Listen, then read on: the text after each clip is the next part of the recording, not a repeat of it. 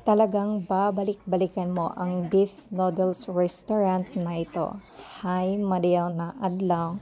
Ako pala si Ann, isang OFW dito sa Taiwan, and for today's video guys ay syempre matagal na naman to, just me. Tinatamad kasi ako minsan guys mag-edit ng mga videos ko, tsaka sa trabaho na rin, tapos may alaga pa na pasaway, mga ganon. So after pala gumala namin last April pa doon sa isang castle, is pagdating namin doon mismo sa Fongyan Station ay may malapit na beef noodles restaurant, at ito nga yung Sanshang Chow Fu.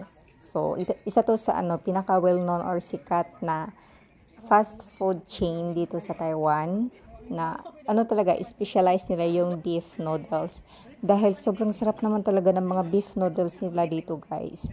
So itong mga friend ko, si Ate Nali and Ate Rizel, is iba yung order nila, nag-rice sila, and then ako naman at saka si Manang Roslyn ay yung order namin ay beef noodles, tapos lang yung sa kanya, parang mga tendon and then laman loob. Itong sa akin is meat talaga ng beef. Sobrang sarap dito guys. Isa to sa pinaka gusto kong store, I mean restaurant, pagdating sa beef noodles dito sa Taiwan, dahil masarap talaga siya guys. Maraming branch dito, at kung nagplano ka or nandito ka sa Taiwan, puntahan mo tong restaurant na to, dahil solid talaga yung bayad mo dito, at babalik-balikan mo talaga. Sobrang sarap ng mga beef noodles nila.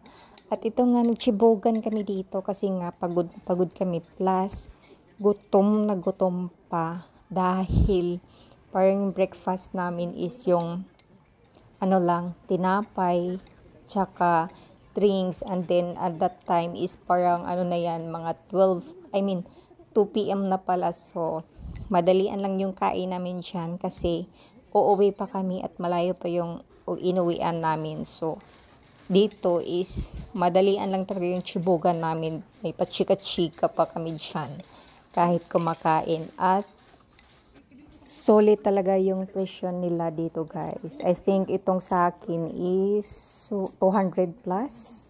Set na kasi siya, may drinks. Iwan ko, or 100 plus pag walang drinks. Basta yan, depende yan sa order nyo. And then may mga add-on sila, may mga kimchi, mga ganon, another pa. At di ko alam, nakalimutan ko, medyo matagal na. Basta ito yung isa sa pinaka-fab ko na beef noodles restaurant dito sa Taiwan. Dahil masarap naman talaga guys, as in, una ko siyang natikman, sabi ko, hala, iba yung lasa niya. And then masarap talaga siya guys. And then ito na nga, ubos na.